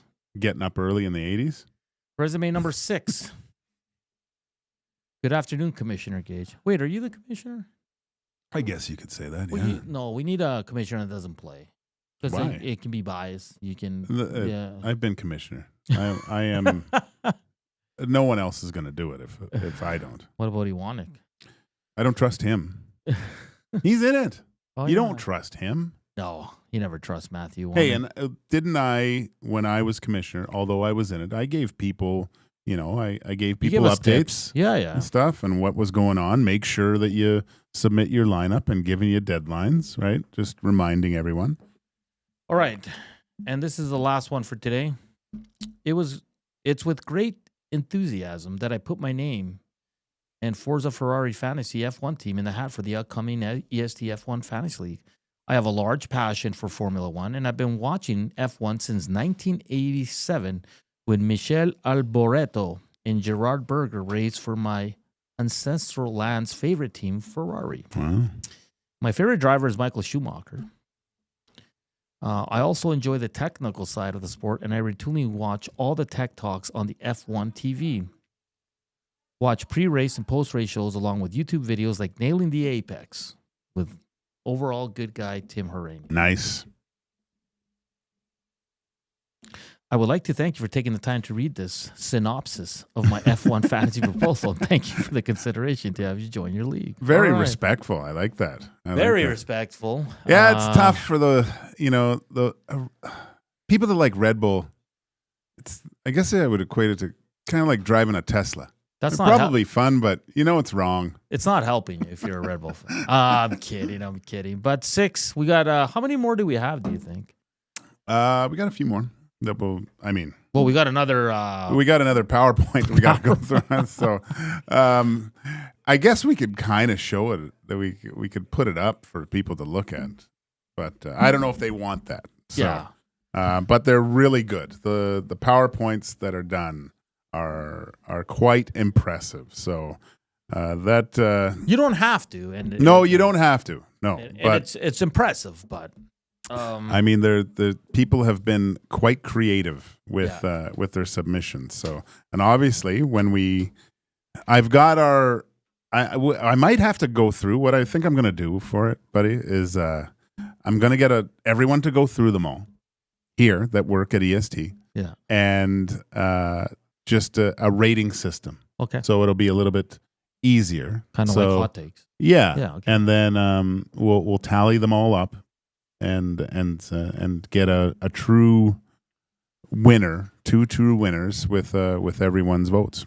And Joaquin's picking, so if you're not selected, you can be mad at.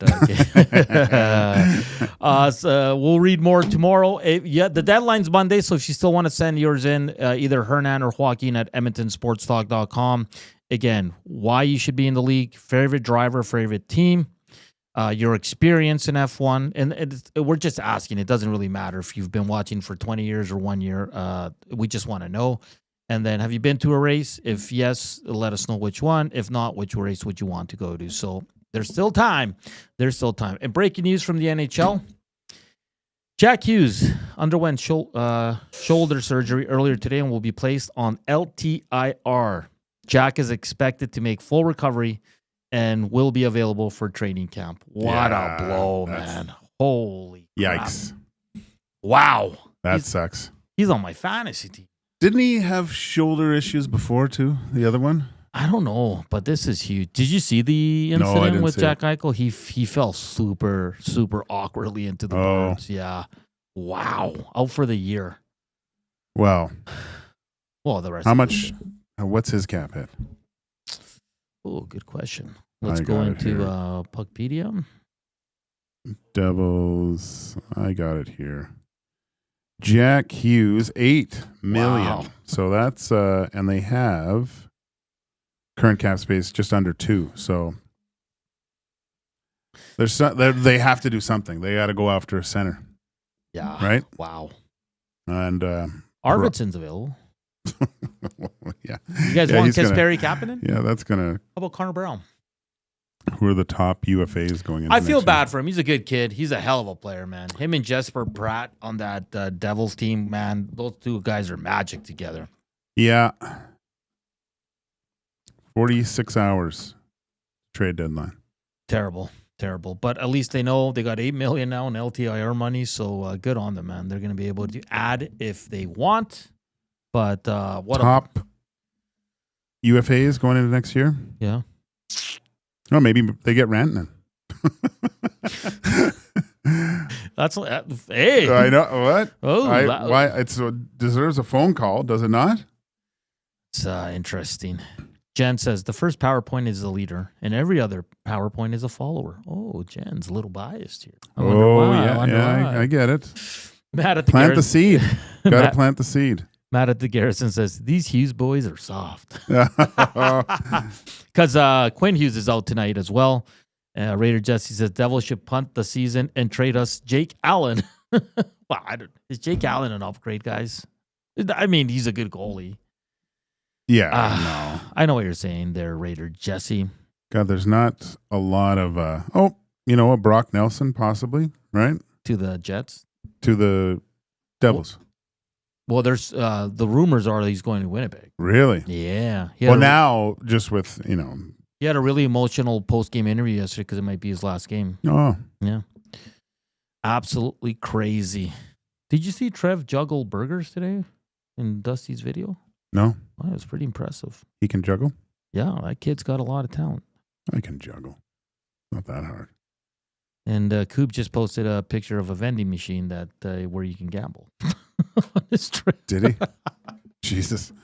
I love Koob. I hope he's having fun. It's weird. That's the first time I've thought about him. All right. Eric's confession was he misses Koob. Oh, was it? We got 18 minutes. Reed Wilkins, Jay Milne coming up. If Stan Bowman can make a trade in the next 15, that'd be awesome. Yeah, that would help us out, but it's probably not going to happen. We're right in the sweet spot. This is when everything kind of gets done before the end of the day. So yeah. And New Jersey, if you're looking for trades, call Edmonton. There's a few jabronis we'd like to send you. I'm just trying to see what. There's not a lot out there for. I mean, UFAs next year. 91 thumbs up. Let's hit 9 more. We'll hit 100. I'll leave you alone. Portions of this hour brought to you by the Canadian Brewhouse. NHL lives at the Canadian Brewhouse. Every Oilers game day, get $1 off tankards of Molson Canadian and Coors Light, and you can win game tickets and 2 tickets to a surf and turf dinner at the end of the season. Full details at thecanadianbrewhouse.com. Up next, continue the Oilers talk, the trade talk, whatever else you'd like to talk about here on EST Afternoons. as we get you set for the Reed Wilkins Show with Jay Milne. They'll have a loaded 3 hours. Always fun on that show, so make sure to keep it locked here on Edmonton Sports Talk. Here is Brendan with your sports update.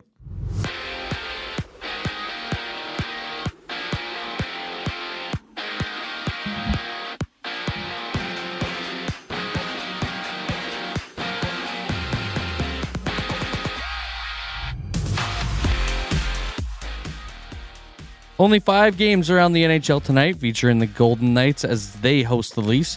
The Caps head to New York, where they and the Rangers meet up in the Big Apple, and the Ducks go back-to-back in Vancouver. Matthew Olivier has 18 million reasons to re-up with the Jackets, and he did so on a 6-year extension.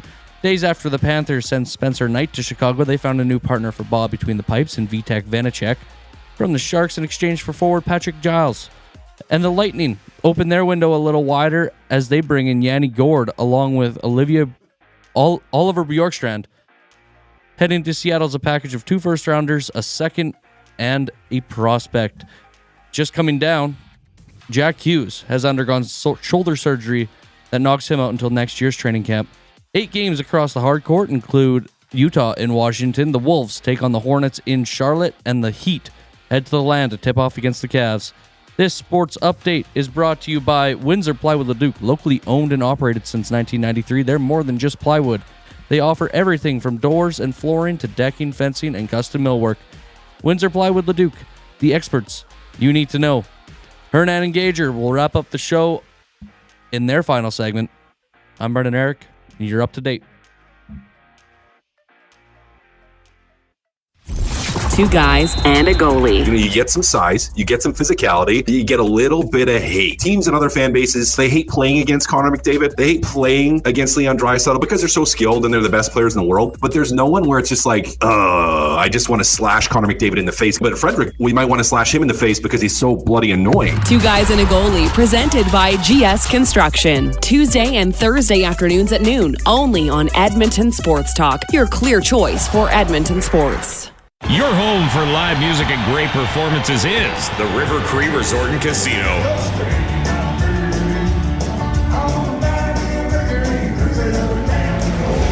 Don't miss the internationally recognized tribute, the Alan Jackson Experience, April 18th at the River Cree Resort and Casino. Get your tickets at rivercreeresort.com. River Cree Resort and Casino. Excitement? Bet on it. Celebrating 70 years in the signage industry, William Huff Advertising is the most recognized name in the game. An in-house, one-stop shop for all of your design, print, and installation needs. William Huff provides quality graphic solutions for everyone. Here in our City of Champions and throughout the nation, they are the preferred signage partner entrusted by many of the biggest corporations, pro sports teams, and organizations to bring their identity to life. Recognize the name, get in the game. WilliamHuff.com. Play more tables and games. Play more tables and games. Make the most of your bad game. Oh, you want to, you need to, you know just what you gotta do. It's time to add some fun to your life. Make the most of your fan game. Play more tables and games. Playmoregames.ca.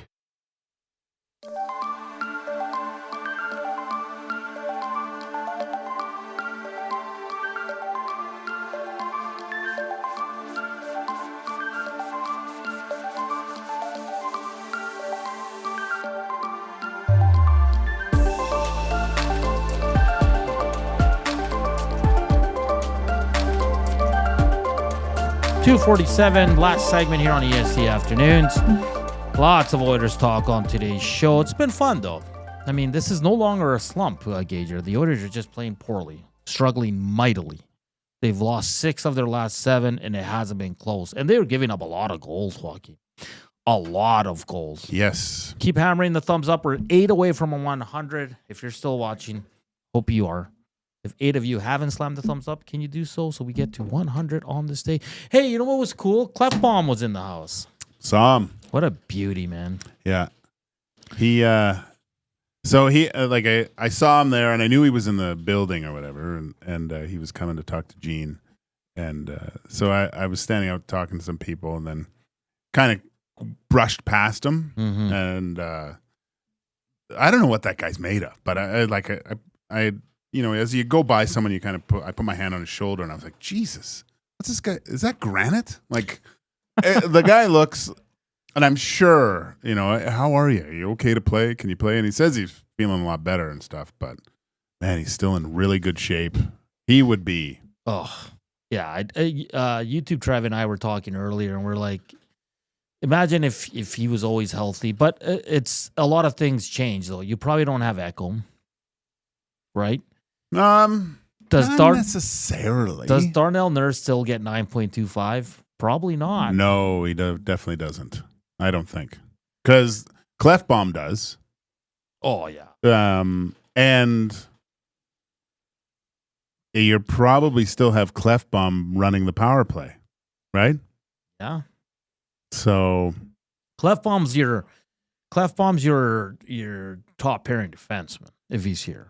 Yeah. No, yeah, you could possibly have Ekholm. Sure, that would be amazing. So imagine those two. Holy cannoli. Well, they're two lefties, though, right? No, but just having them both on the roster. Yeah. You're coming back. Yeah, one of those guys is probably on the ice. You have one of those guys on the ice all the time, almost. Yeah. Man, it's just too bad because he said on the broadcast, he said his shoulder is better. He goes, but it's not. He said it's good. It's like he's pain free, but it's not as strong. Yeah. Anymore. So, and how old is he? Like 31, I think. Like, man, what a. I'm fortunate for him, man. He was one of my favorites. An absolute stud back there. He had his moments too, but he was growing into it. Yeah, he was on the cusp of being. And then, because you had Adam Larson at that. Jeez, he had a really good. And he did say though that like there's life after hockey, and there's you see it different now. And Gene kept pressing him, "Do you want to play?" He was like, "Yeah, like I miss it, but I'm good." Like he was good. So it's probably catching up with a few of the boys that he knows on the team, and just love Oscar Clefbaum. But it's interesting if he would have stayed healthy, how this decor would look right now. Yeah, it would be completely different, right? Yeah. A lot changes. Definitely a lot changes. But shout out to Oscar Clefbaum, one of the good guys, and we miss him dearly. We truly do here in Edmonton. He was a hell of a player. He's a hell of an interview.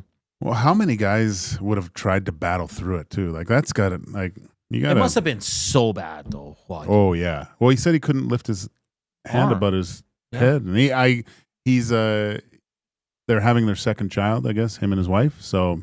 And that was the big reason, right? I wanted to be able to lift my kids above my head, There's more to life than just hockey. So we wish him the best. Hopefully he's back from time to time to say hello. And hopefully when the Oilers are hoisting the Stanley Cup, he's there too. I know it's a little bit down. We say hello to the Winnipeggers, the few that have joined us, Matt Hyman, Phyllis. Thank you for slamming the thumbs up. We are over 100. Jets on a bit of a little lull here, 3-game losing streak. Uh-oh. But they'll be fine. Nothing compared to what the Oilers are going through. No, I don't think so. Giancarlo, Clefbaum is a smoke show. He's a good-looking dude, He man. is good looking. Remember back in the day, the abs just drove everybody crazy, remember? His abs? Oh, yeah. Yeah. Holding the World Championship trophy. Oh, boy. Yeah, man, when I played in Sweden, it was a joke. Like,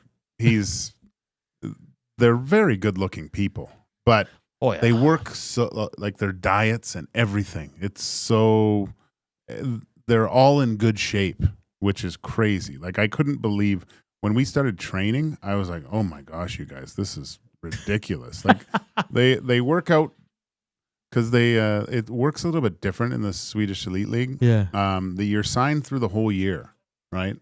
So once the season ends, there's like 2 or 3 times in the summer they get together for like a week and just train together off ice and stuff, and they run and do all the stuff in the outside. It's a lot of fun actually, but I wasn't used to it. I was pretty crazy, but it's a different lifestyle for sure. Really good lifestyle though. Oh, 100%.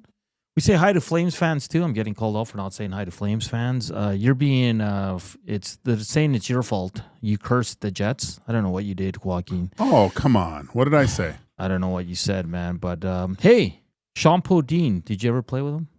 Oh yeah. No, I didn't play with him. I came up to. I got called up to. I guess you could say I did. It's his birthday today. Is it 57? You know how long he wore his equipment after winning the cup in Colorado? No. I think it was like 2 days. Like he just left it on. He was good, man. Yeah, he was really good. He was really good. And then he went because he's got actually Swedish heritage. Okay. I think he retired not long after that and went to go find himself in like northern Sweden. Stayed there. It's also Anatoly Semenov's birthday. One of the better Russians to play here in Edmonton. He's also 63. 32 years ago today, the Oilers acquired Todd Ellick from the North Stars for Brent Gilchrist. Gretzky said one of the most talented players he's ever played with. And, he's in NHL 94 for the Oilers. Yeah. Yeah. And I played with him at the Spengler Cup. Good player. Unreal. Yeah. Liked to drink, though, especially before the game. Night before, he really loved to drink. Till 4 a.m, actually. That's not good, man. He had a hat trick the next game. Gager, tomorrow, B's going to work on a Montreal guest for us. We'll have the Red Light District as well. And it's going to be, I think, a lot of nervous fans out there for tomorrow's game.